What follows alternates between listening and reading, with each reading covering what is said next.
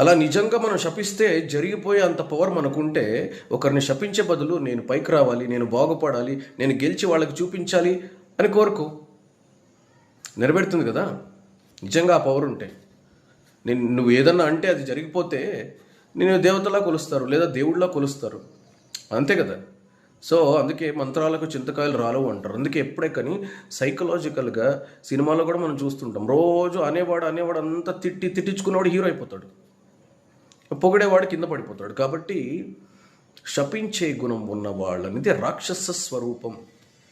నువ్వు శత్రువు అయినా సరే క్షమించే గుణం ఉన్నవాళ్ళని దైవ స్వరూపం. ఎవరన్నా నేను అన్నా ఏం చేసినా నువ్వు చలించకుండా ముందుకెళ్తావు కదా, అలాంటి వాడు గెలుస్తాడు. వాడికి ఏమవ్వకుండా చెక్కు చెదరకుండా ఉంటాడు. నా లైఫ్ సైకిల్లో వెనకాలెళ్ళి నా ఫ్రెండ్స్ని ఎవరినన్నా అడిగితే వీడిని తిట్టినట్టు లైఫ్లో ఎవరిని తిట్టుండరు, వీడిని కొట్టినట్టు లైఫ్లో ఎవరు కొట్టుండరు. ఈరోజు చూస్తే నా ఫ్రెండ్లందరికీ పొట్టలు వచ్చేసాయి, రోగాలు వచ్చేసాయి, అన్నీ వచ్చేసాయి. నా గడ్డం కూడా ఇంకా నరవలేదు. అందరికన్నా నేనే పెద్దోడిని. మళ్ళీ నా ఫ్రెండ్స్ అందరికీ పొట్టలు వచ్చాయి, రోగాలు వచ్చేసాయి, అన్నీ వచ్చేసాయి.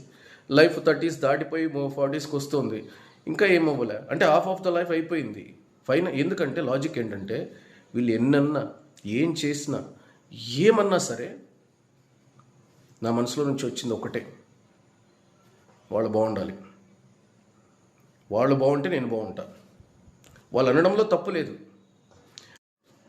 ఇంకో పాయింట్ ఏంటంటే వాళ్ళు అన్నారు కదా, అందులో కరెక్టే ఉంది కదా, దాన్ని మనం రెక్టిఫై చేసుకుందాం. వాళ్ళు అన్న ప్రతి ఒక్కరు సమాజంలో అన్న వాటిని అన్నింటినీ రెక్టిఫై చేసుకుంటూ పోతే నువ్వు పర్ఫెక్ట్ అయిపోతావు. కాబట్టి లైఫ్లో ఎవరిని శపించకండి, ఎవరిని దూషించకండి, ఎవరిని కర్స్ చేయకండి. అది రివర్స్లో మనకే వచ్చి పడుతుంది. ఎందుకంటే ఫస్ట్ ఆఫ్ ఆల్ నీ మైండ్ నెగిటివ్ స్టేట్లో ఉండి, నీ మైండ్ క్రూయల్గా ఉండి, నీ మైండ్ ఆలోచనల విధానం బ్యాడ్గా ఉన్నప్పుడే ఒకరిని బ్యాడ్గా అటర్ చేస్తావు.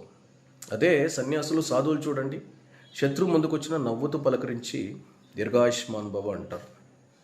సో ఇలాంటి గుణం ఉన్న వాళ్ళని, అంటే మనకు హాని చేసినా, మనకు శత్రు వెన్నుపోటు పొడిచినా మౌనంగా భరిస్తాడే వాడు దైవాంశ సంభూతుడు. సరే చూసుకుందాంలే, ఏం కాదు. సో అందుకే మనం ఏదన్నా తెలిసి తెలియక తప్పు చేస్తే భగవంతుడు శపిస్తే ఏమవుతుంది? భూమండలంలో ఏది ఉండదు. క్షమాగుణం ఉన్నవాడు కాబట్టి ఆయన భగవంతుడు అయ్యాడు. అదే మనకు చిన్న దెబ్బ తగిలినా వీడు బాగుపడ్డు, వీడు ఎందుకు ఇది కాడు అది కాడు అన్నవాడు వాడే బాగుపడ్డు ఫస్ట్. ఎందుకు తెలుసా? వాడికి. అందుకే లైఫ్లో నిన్ను హాని చేసినా నీ శత్రువుకైనా నువ్వు ఎప్పుడూ శపించద్దు. దాని ఎఫెక్ట్ నీకే పడుతుంది. సో అన్నవాడికి ఏం పడదు. కాబట్టి